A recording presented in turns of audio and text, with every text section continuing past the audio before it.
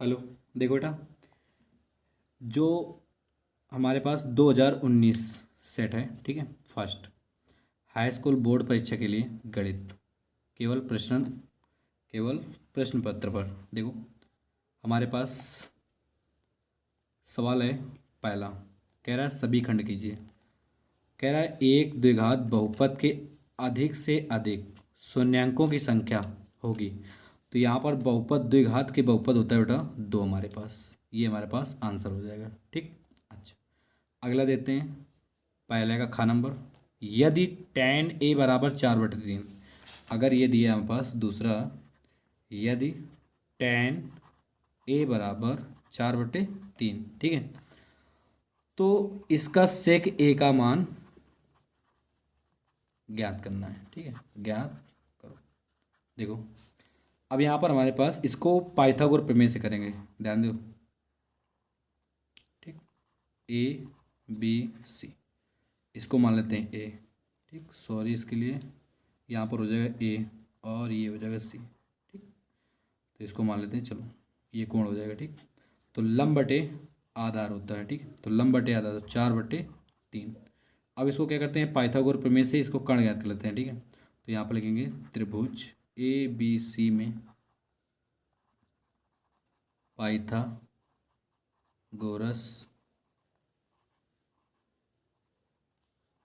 प्रमेय से, ठीक। तो इसके बाद में यहाँ पर लिखना होगा AC² बराबर AB² प्लस का BC², ठीक। अब पाइथागोरस प्रमेय AC का मान ज्ञात करना में AC² बराबर AB का स्क्वायर, AB आधार का स्क्वायर तो 3 का होल स्क्वायर प्लस लंब का स्क्वायर तो 4 का होल स्क्वायर। तो AC² बराबर कितना आ जाएगा यहाँ पर हमारे पास, 3 का 9, 4 चौको 16। तो AC² बराबर 16 9 25। तो AC बराबर यहाँ पर निकल जाएगा हमारे पास 5, ठीक। इससे निकल गया 5। अब यहाँ पर हमें सेक ए का मान ज्ञात करना है, ठीक। तो सेक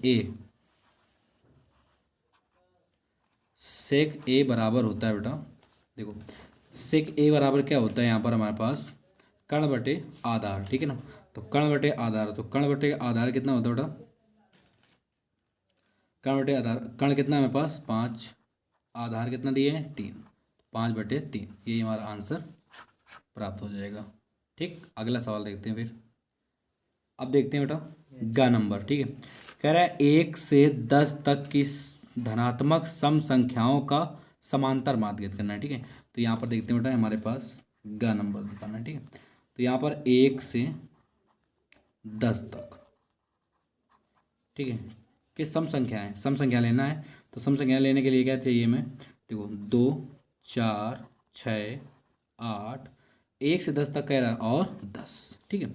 इसमें समांतर माध्य कितने हैं, तो यहाँ पे लिखेंगे समांतर माध्य बराबर, यहाँ पर लिखना होगा बेटा कुल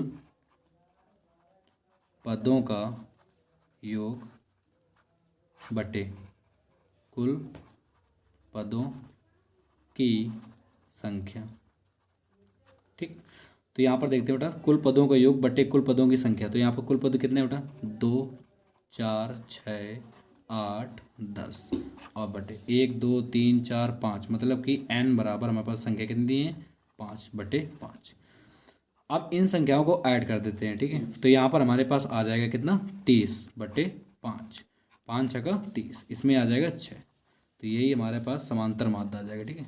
समांतर माध्य, समांतर माध्य कितना है 6, ये हमारा आंसर प्राप्त हो जाएगा, ठीक। इसका जो ऑप्शन होगा बेटा सही हमारे पास कौन सा होगा, तीसरा ऑप्शन सही होगा, ठीक। अच्छा, आगे देखते हैं बेटा। अब हमारे पास है क्वेश्चन नंबर घ। अब देखो घ नंबर, पहले का घ बताना है, ठीक बेटा।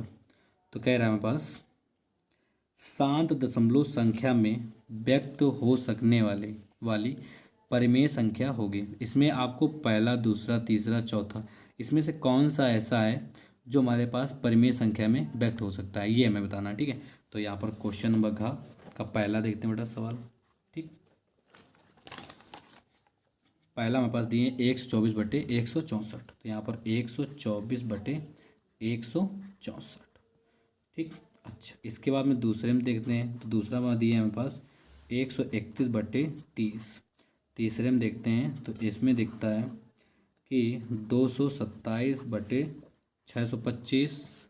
और चौथे में है हमारे पास 625/462। ठीक। चलो,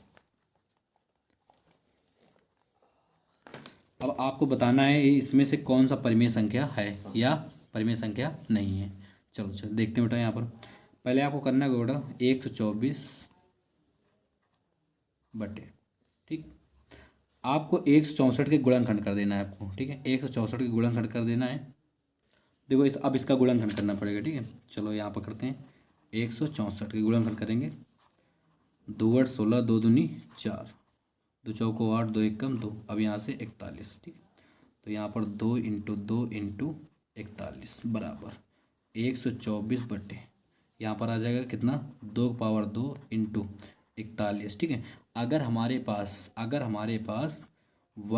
आधार पर अगर 2 की पावर अगर n मिल जाए, अगर 5 की पावर अगर n मिल जाए, ठीक है, तो हम उसे कहेंगे ये परिमेय संख्या है। परिमेय संख्या है, नहीं तो हम कह सकते हैं परिमेय संख्या नहीं है। तो इसमें देखते हैं यहाँ पर हमारे पास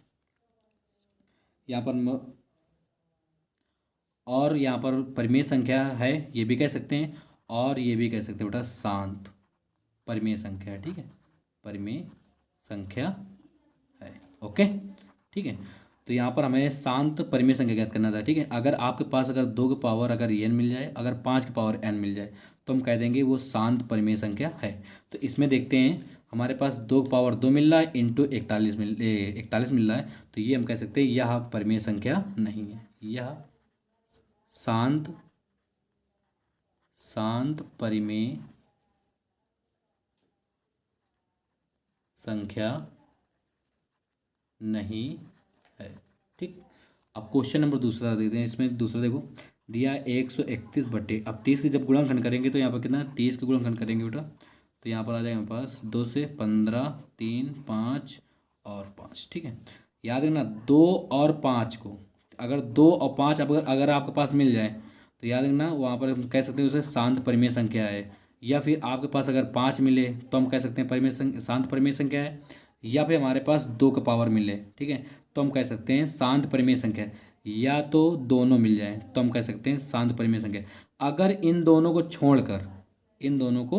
छोड़कर अगर कोई अन्य संख्या मिलती है, ठीक है ना, तो हम कहेंगे शांत परिमेय संख्या नहीं है। ओके, चलो तो इसकी गुणनखंड कितना हो जाएगा बेटा, यहाँ पर 2 × 3 × 5। ओके, तो यहाँ पर हम तो कह सकते हैं कि यह परिमेय संख्या नहीं है। यह क्योंकि 2 और 5 तो मिल रहा है मगर 3 1 हमारे पास अन्य मतलब अन्य प्राप्त हो रहा है। ठीक है, तो यह शांत परिमेय संख्या नहीं है। ओके, अगला देखते हैं। अब अगला देखते हैं तीसरा। तो 227 अब 625। ठीक है, तो 625 गुणनखंड करते हैं। 5 का 5 एकम 5, 5 2 5 25, 5 2 10 5 25, 5 25, 5 एकम 5। अब देखो यहाँ पर हमारे पास लिख सकते हैं कि 5 के पावर 5 × 5 × 5 × 5 बराबर 227/5 की पावर 4। ठीक है, तो हम कह सकते हैं कि यह एक परिमेय संख्या है, क्योंकि हमने बताया था आपके पास अगर आधार में अगर 5 की पावर अगर कुछ मिल जाए या तो 2 की पावर मिल जाए, ठीक है ना, तो उससे हम कहेंगे शांत परिमेय संख्या है। तो यहाँ पर लिखेंगे शांत परिमेय संख्या है। तो इसका ऑप्शन ये सही हो जाएगा हमारे पास। ठीक है, याद रखना। तो ये भी इसका मतलब ये भी परिमेय संख्या नहीं होगी। ओके, अब अगला देखते हैं बेटा। तो देखते हैं बेटा हमारे पास वृत्त का जो दिया है तो वो हट चुका है आंसू, और जो हमारे पास प्रायिकता के भी सवाल दिए हैं ये भी हट चुके हैं। ठीक है, आगे देखते हैं। सवाल है हमारे पास दूसरे का नंबर। अगला देखते हैं। यहाँ पर कह रहा है सभी खंड कीजिए। ठीक है, नंबर का कह रहा है यदि द्विघात समीकरण px² माइनस का 2√5 और px प्लस का 15 बराबर 0 के दो मूल समान है, तो कह रहा है p का मान ज्ञात कीजिए। ठीक है, मूल समान है, तो मूल समान के लिए सूत्र लगता है बी स्क्वायर बराबर 4ac। ठीक है, तो यहाँ पर देखते हैं बेटा द्विघात समीकरण, तो यहाँ पर लिखना होगा बेटा द्विघात समीकरण। ठीक, यहाँ पर लिखना होगा हमें बस पी एक्स स्क्वायर माइनस का 2√5 और पी एक्स प्लस का 15 बराबर 0। ठीक है, तो मूल सम। ठीक है, तो पहले आपको तुलना करना पड़ेगा ए एक्स स्क्वायर प्लस का बी एक्स प्लस का सी बराबर 0 से क्या करने पर, तुलना करने पर।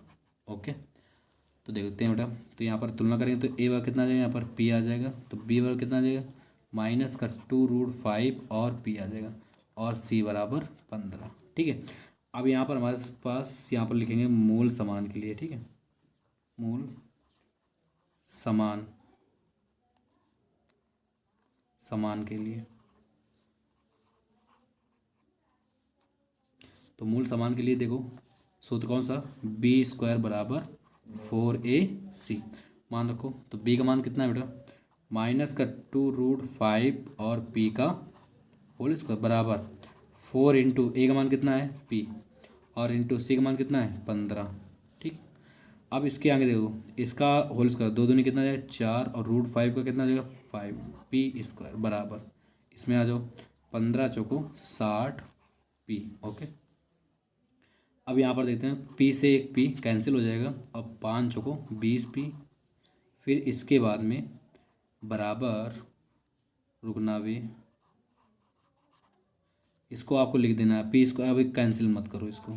ठीक है, 5 चौको 20 पी स्क्वायर, अब इस तरह इसको ले आओ, कितना आ जाएगा यहाँ पर 60 पी बराबर 0। इससे हम 20 पी कॉमन ले लेते हैं। ठीक है, तो यहाँ पर आ जाएगा हमारे पास पी माइनस 20 त्रिका 60 बराबर 0। अब यहाँ पर हमारे पास एक बार लिखेंगे 20 पी बराबर 0, एक बार लिखेंगे पी माइनस का 3 बराबर 0। तो यहाँ पर लिखेंगे बेटा पी बराबर एक बार 0 आ जाएगा और एक आ जाएगा पी बराबर 3, तो हमारे पास पी का मान प्राप्त हो चुके हैं। ठीक है, यही हमारा आंसर प्राप्त हो जाएगा।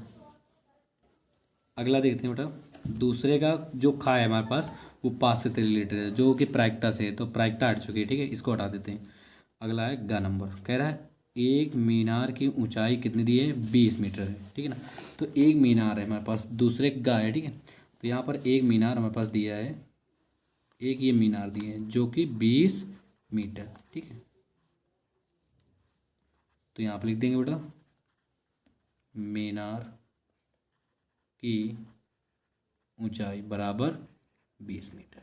ओके, अब इसके बाद में आगे देखो, आगे दे रहा, कह रहा है जमीन पर, ठीक है ना, बनने वाली इसकी छाया की लंबाई। ठीक है, तो इसकी छाया की भी लंबाई दी, तो यहाँ पर लिखना है बेटा छाया की लंबाई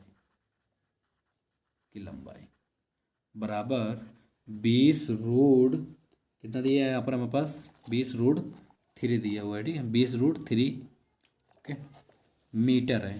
ठीक है, अच्छा, तो यहाँ पर भी मीटर दिखा दे, तो इसका छाया जो बनेगा हमारे पास इस प्रकार बनेगा 20√3 मीटर। ओके, अब कह रहा है इसके बाद में हमारे पास कि सूर्य का उन्नयन कोण ज्ञात कीजिए। ठीक है, सूर्य का उन्नयन कोण, तो यहाँ पर लिख दीजिए बेटा माना सूर्य का उन्नयन कोण बराबर थीटा मान लेते हैं। ठीक है, तो ये हमारे पास उन्नयन कोण कौन सा होगा, ये होगा थीटा। ओके, अब इसके बाद में यहाँ पर नाम देते हैं ए बी और सी। ठीक, तो देखो हमारे पास, तो यहाँ पर हमारे पास कौन सा सूत्र लगेगा, यहाँ पर देखो त्रिभुज पहले लिखते हैं, त्रिभुज ए बी सी में, इसके बाद में इसमें देखना पड़ेगा हमें पास कि ए बी जो कि लंब कहला रहा है बराबर 20 मीटर। ठीक है, ए बी के बाद में आ जाओ आधार। ठीक है, बी सी आधार बराबर 20√3 मीटर। ओके, और इसके बाद में अल्फा बराबर थीटा दी है। ठीक है, तो यहाँ पर देखते हैं बेटा tan थीटा बराबर लंब बटे आधार, लंब बटे आधार। ठीक है, तो tan थीटा, तो इसके बाद देखते हैं बेटा tan थीटा। थीटा का मान कितना है हमारे पास, tan थीटा। ठीक है, तो अल्फा और थीटा माना था, कोई बात नहीं। तो यहाँ पर हमारे पास अल्फा होगा पहले, अब इसमें मान देते हैं थीटा। ठीक है, लंब कितना दिए हैं 20 बटे आधार कितना दिए हैं 20√3, 20 से 20 कैंसिल। तो यहाँ पर लिखेंगे tan थीटा बराबर 1/√3। अब इसके बाद देखो tan थीटा बराबर tan कितने अंश का होता है 30 अंश का। ठीक है, तो tan कैंसिल, तो थीटा और कितना आएगा बेटा यहाँ पर 30 अंश आएगा। ठीक है, तो यहाँ पर लिखेंगे अतः, ठीक, सूर्य का उन्नयन कोण, सूर्य का उन्नयन कोण कितने अंश आ जाएगा यहाँ पर 30 अंश। यही हमारा आंसर प्राप्त हो जाएगा। ठीक, अगला देखते हैं बेटा सवाल। देखो दूसरे का अब घा बताने वाले। ठीक है, कह रहा है आंकड़ों दिए हैं बेटा। ठीक है, तो यहाँ पर देखते हैं बेटा।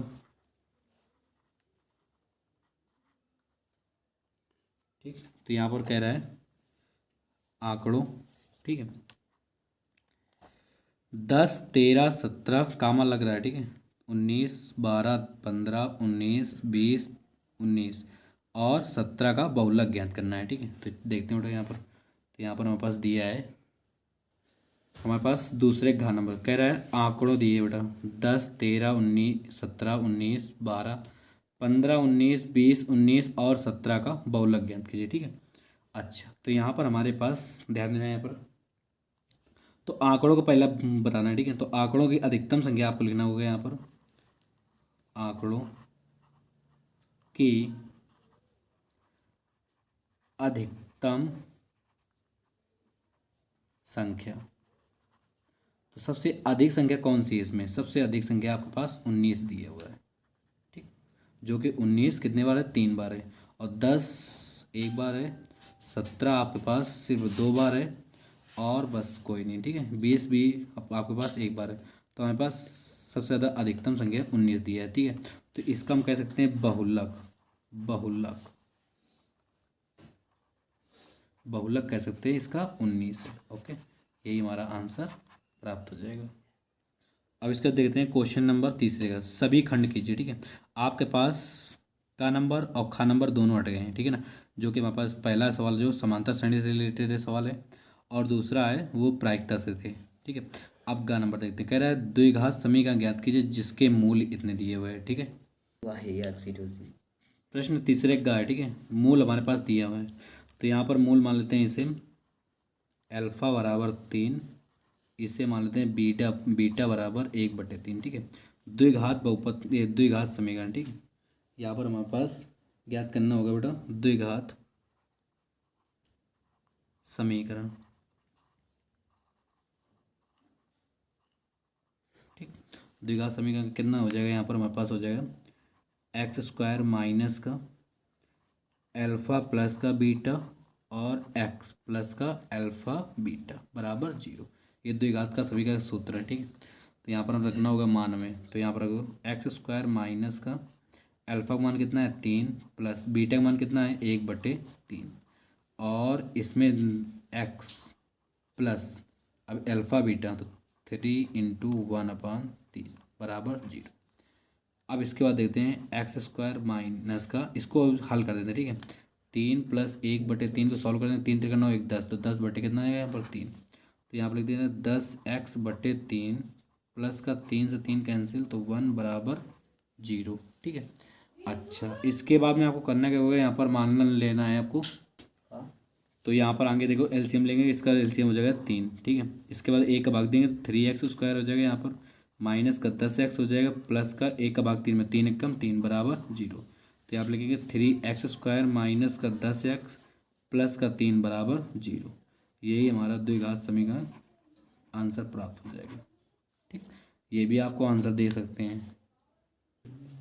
अब अगला सवाल है तीसरे का घ नंबर। ठीक, एक आयताकार बाग का अर्ध परिमाप कितना दिए 30 मीटर दिया हुआ। ठीक है, तो यहाँ पर लिखना होगा तीसरे घ है बेटा, तो यहाँ पर लिखना होगा हमारे पास एक आयताकार आयताकार बाग का अर्ध परिमाप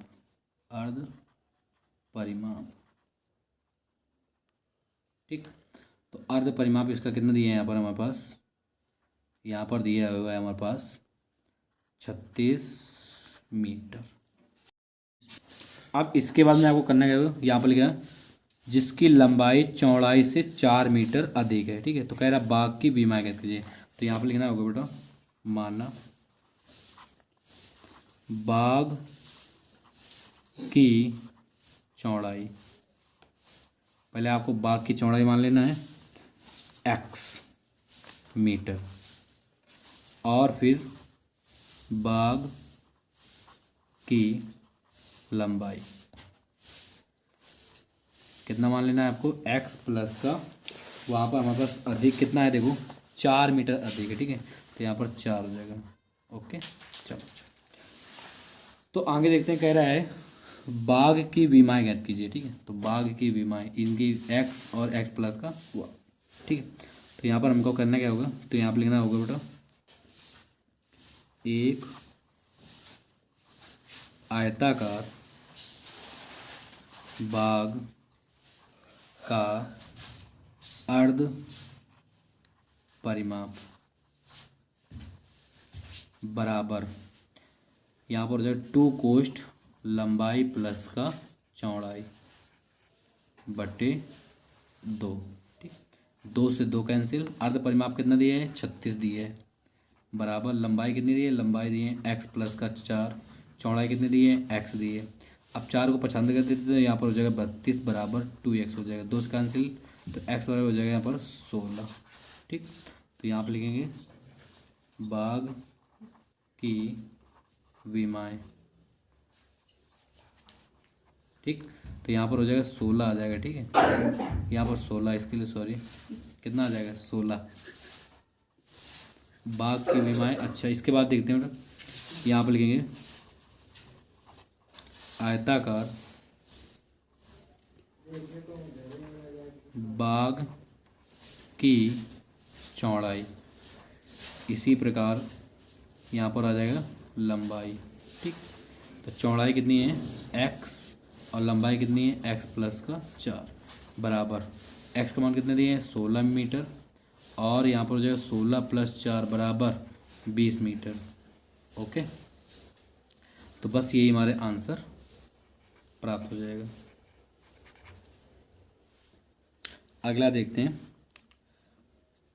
4 सभी खंड कीजिए। अब 4 का पहला है, कह रहा सिद्ध कीजिए कि 2 प्लस रूट 3 एक परिमेय संख्या है, ये हमें सिद्ध करना है। ठीक है, तो यहाँ पर लिखना होगा बेटा, पहले हमें 4 का पहला का बताने वाले हैं। ठीक, तो हमारे पास कह रहा है, देखो हमारे पास सवाल कह रहा है कि सिद्ध कीजिए कि 2 प्लस रूट 3 एक अपरिमेय संख्या है। ठीक है, तो यहाँ पर लिखना होगा बेटा, माना 2 प्लस रूट 3 एक परिमेय संख्या है। आपको जस्ट उल्टा मान लेना है, इसमें कह रहा है अपरिमेय संख्या, तो आपको मान लेना है परिमेय संख्या है। ठीक है, चलो आगे देखते हैं फिर इसके बाद में। तो हमारे पास परिमेय संख्या 2 प्लस रूट 3 बराबर इसे लिख सकते हैं p अपान क्यू के रूप में। ठीक है बेटा, यहाँ पर लिखना होगा जहाँ p और q सह अभाज्य पूर्णांक है, q नहीं है किसके 0 के बराबर। ओके, q बराबर 0 बराबर नहीं। ठीक, अच्छा अब आपको करना होगा, 2 को आपको पसंद कर देना, तो रूट 3 बराबर, तो यहाँ पर p अपान क्यू माइनस का 2। ठीक, फिर आ जाओ रूट 3 बराबर, तो p माइनस का इसका गुणा कर दें 2q बटे q। ठीक, अब इसके बाद में देखो आपको यहाँ पर लिखना होगा बेटा कि हम जानते हैं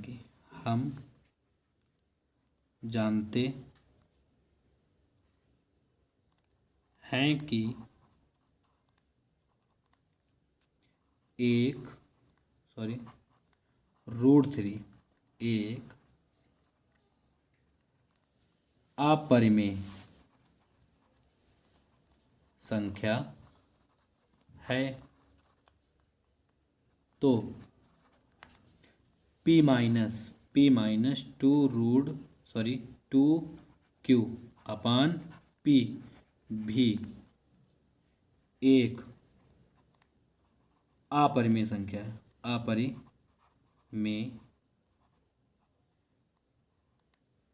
अपरिमेय संख्या है। ओके, तो जब अपरिमेय संख्या है तो यहाँ पर हम लिखना होगा बेटा, अतः तो कह सकते हैं कि 2 + √3 एक अपरिमेय संख्या में संख्या है। ठीक, यही हमारा आंसर प्राप्त हो जाएगा।